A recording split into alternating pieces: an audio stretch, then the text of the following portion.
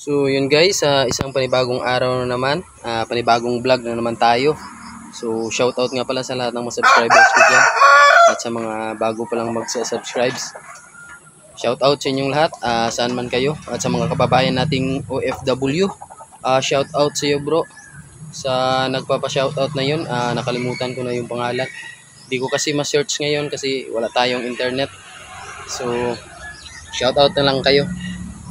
And then hanapin ko yung pangalan mo. From Dubai yata yan. So shoutout. Isa siyang kababayan natin na OFW. So for today's vlog ay update ko kayo sa native natin na inahin, na isang maliit na native na hen. So pangalawang itlog niya na ma-hatch to. So bali pangalawang limlim niya to, or ibig sabihin pangalawang pangitlog. So kahapon may bitak na yung mga itlog niya. So bali 12 yung itlog niya. So na-check ko kanina, tinanggal ko yung mga shell na hindi makasagabal sa mga sisiw doon sa loob ng pugaran. So bali siyam na yung sisiw niya. Bali 2 itlog na lang yung hindi napisa. So bago yan guys, ipapasilip ko muna sa inyo yung ating Madrid de Agua na tanim. So malalaki na. Yan guys, oh. Yan yung ating Madrid de Agua. So salamat sa nagbigay. Shout out kay Janril Zonyo. So ito na. So pwede na nating malipat to sa permanenteng lupa. Kasi naka tanim lang to sa plastic bottle. So yun guys. Tara, puntahan ko na yung inahin na may sisiw. So abangan nyo guys. Disclaimer: no animals were harmed in making this video, for breeding purposes only. Bali ito na yung inahin natin na maliit lang. Bali darag lang to na native. So yan, may mga sisiw na. So marami na yung sisiw. So tinanggal ko na to kanina yung mga shells para hindi matakpan yung ibang sisiw niya. Yan guys, marami. So 11 yung itlog. Bali 2 lang yung hindi pa napisa. So check natin guys. So wala pang crack to.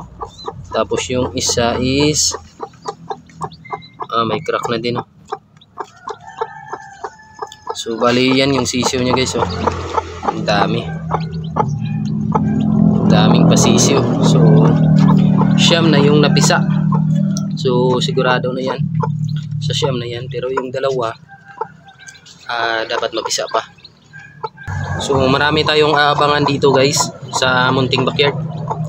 Kasi may 2 pa tayong 3 I mean na inahin na naglilimlim. So pang-4 to. So ito kasi yung naunang naglimlim. So syempre nauna rin siya mag-hatch. Pero kakaiba yung sisiw niya guys, oh. May mga batik-batik yung ulo. Kasi yung manok panabong yung nagsilbing roster nito. At saka yung ating basilan. So yan. Yan yung ating mga pasisiw ngayon. So yan guys. So disclaimer lang guys. No animals were harmed in making this video. So yan. Dami na naman tayong pasisiw. So i-brood natin ito mamaya kasi basa pa yung ibang sisiw. Medyo basa pa. Para mapatakan agad natin ng ating vitamina. So hindi kasi ako nagbabakuna dito. So vitamins lang, and then for prevention lang yung binibigay ko sa mga pasisiw natin. So yan. Maganda ng mga sisiw niya guys, oh. Yan, hopefully mapisa pa yung 2 para 11 yung sisiw niya. So maganda rin to maglimlim na inahin kasi minsan lang to bumaba ng pugaran at kumain. So yan yung pasisyo niya.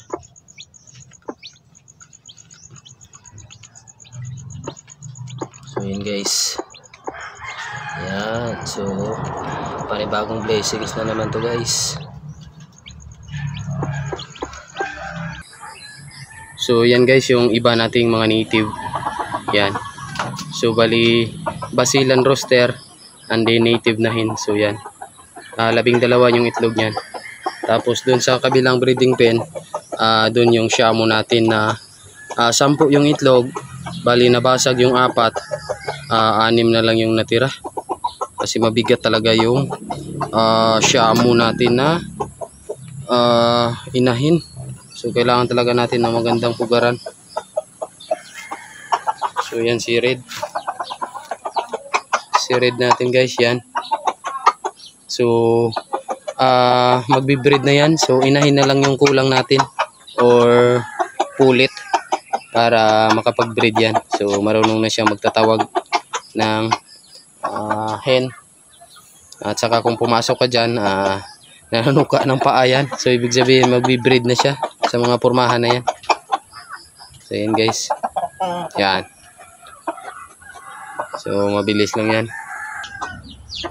So bali ito na yung hen natin guys na may sisiw. So yan, iba na yung tunog niya. Yan. Siyempre binavitamins natin to at napurga na natin to. So yan yung pagkain niya. Hindi pa naubos kasi busog na siya. So yan guys. Yan. So malapit na rin yan mag-breed.